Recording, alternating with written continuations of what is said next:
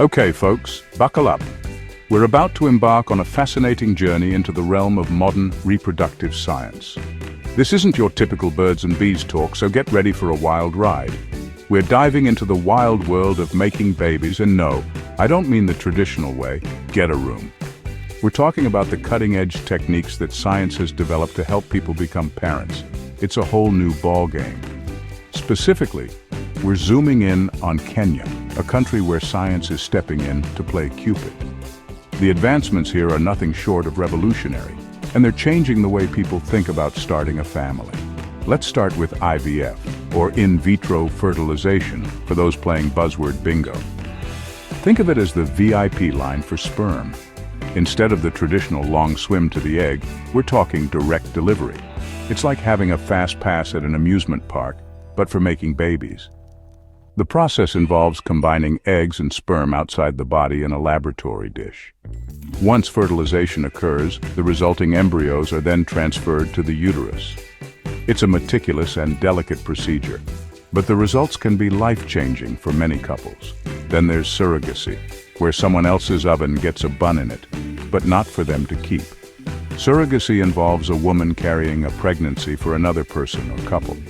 It's a complex arrangement that requires careful legal and emotional considerations. And let's not forget cryopreservation, because sometimes those eggs or sperm need a chill pill, literally, frozen in time until they're ready for their close-up.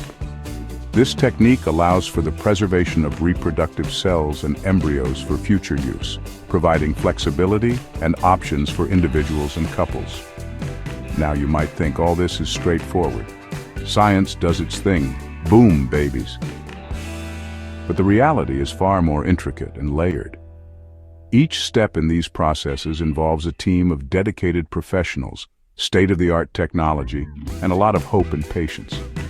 The end goal, of course, is to bring new life into the world. The joy of holding a newborn baby, the culmination of months, sometimes years of effort and anticipation, is a moment of pure magic. But the journey to get there can be fraught with challenges and uncertainties. But hold your horses, because this is where things get messy, especially in a place like Kenya, where the law is playing catch-up with technology. The legal landscape surrounding these advanced reproductive techniques is still evolving, and it can be a minefield of regulations and ethical dilemmas. Imagine a game of Who's the Daddy, but with real legal consequences. Determining parental rights and responsibilities can become a complex and contentious issue, especially when multiple parties are involved. The emotional and legal stakes are incredibly high. It's a recipe for confusion, heartache, and enough legal battles to make even Johnny Cochran blush. Navigating this new frontier requires not just scientific expertise, but also legal acumen and a deep understanding of the human heart. As we continue to push the boundaries of what's possible, we must also grapple with the profound ethical and legal questions that arise. The future of making babies is here, and it's as thrilling as it is complex. Kenya, a beautiful country with lovely people, but their laws regarding this whole baby-making business? Yikes. It's a place where the natural beauty and warmth of its people stand in stark contrast to the murky waters of its legal system, especially when it comes to the complex world of assisted reproduction. Imagine trying to assemble IKEA furniture with only a butter knife. Doable maybe, but likely to end in frustration and a missing screw. Metaphorically speaking, of course. This is what navigating Kenya's legal landscape feels like for parents who turn to science for a little help in conceiving. See, Kenya hasn't quite gotten around to writing specific laws about IVF, surrogacy, or any of that jazz. The shelves of legal libraries remain conspicuously empty when it comes to these topics, leaving parents and medical professionals in a state of uncertainty.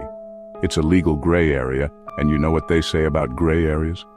They're great for comfy sweatpants, terrible for determining legal parentage. When the law is unclear, everyone from judges to parents is left scratching their heads, trying to make sense of it all. This lack of clear rules means that if you're a parent in Kenya who needed a little help from science to conceive, you're basically rolling the dice in court.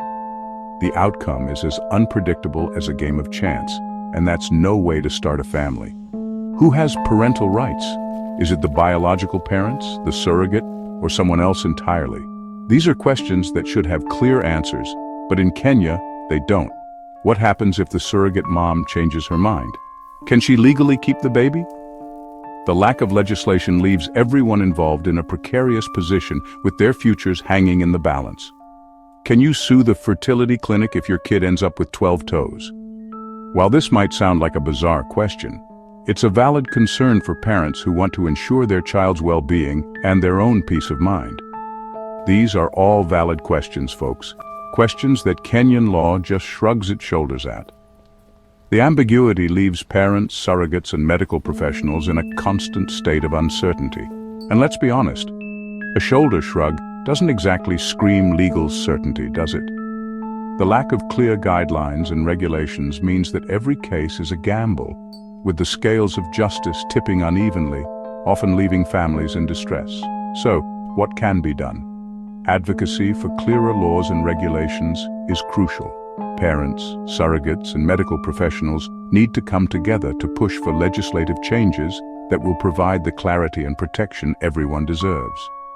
Change won't happen overnight, but with persistent effort and a united front, it's possible to create a legal framework that supports and protects all parties involved in the miracle of life. Until then, navigating the legal landscape of assisted reproduction in Kenya will remain a challenging and uncertain journey. Let's break down the chaos, shall we? First up, parental rights. In Kenya, the legal landscape surrounding parental rights is a tangled web of outdated laws and modern complexities. The traditional understanding of parenthood is being challenged by advancements in reproductive technology, and the law is struggling to keep up.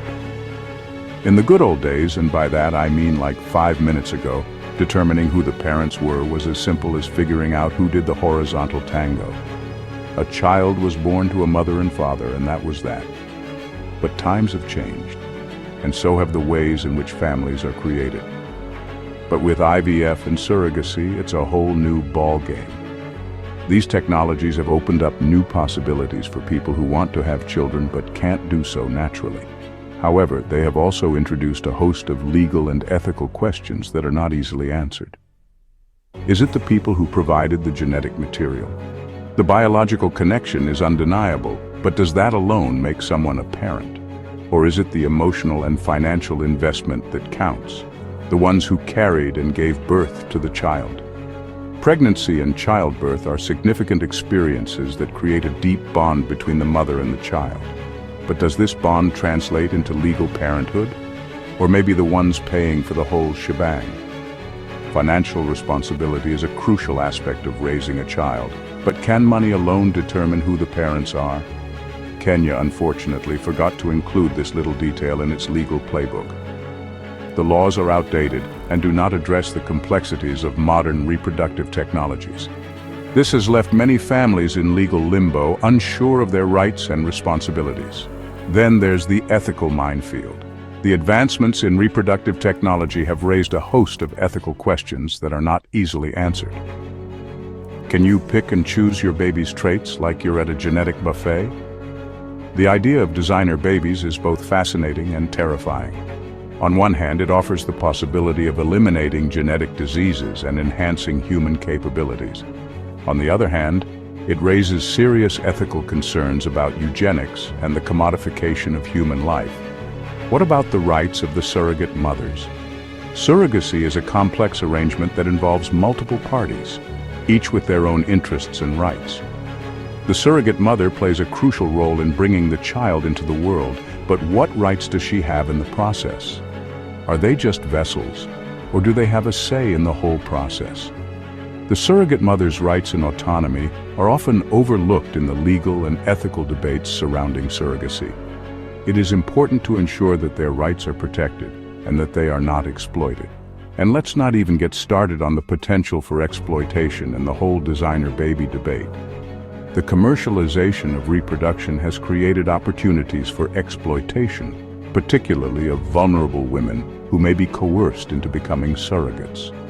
The designer baby debate also raises concerns about social inequality and the potential for a new form of genetic discrimination. It's enough to make your head spin faster than a centrifuge full of sperm.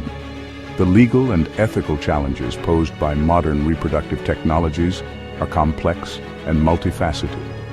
It is crucial for the law to evolve and address these challenges to ensure that the rights and interests of all parties involved are protected. Now, before you go thinking Kenya is content with this legal free-for-all, they did try to do something about it. Enter the Assisted Reproductive Technology Bill of 2022, aka the Art Bill. No, not that kind of art. But it does involve creating something beautiful. This bill was supposed to be the superhero we deserved, swooping in to bring order to this chaotic landscape.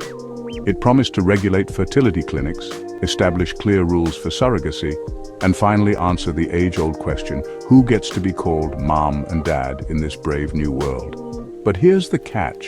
It's 2024, and that bill is still gathering dust somewhere in the Kenyan parliament. It's like that one friend who always promises to call you back but never does. Disappointing, to say the least. So, as it stands, the RT bill remains a beautiful promise, frozen in time, much like those embryos we talked about earlier.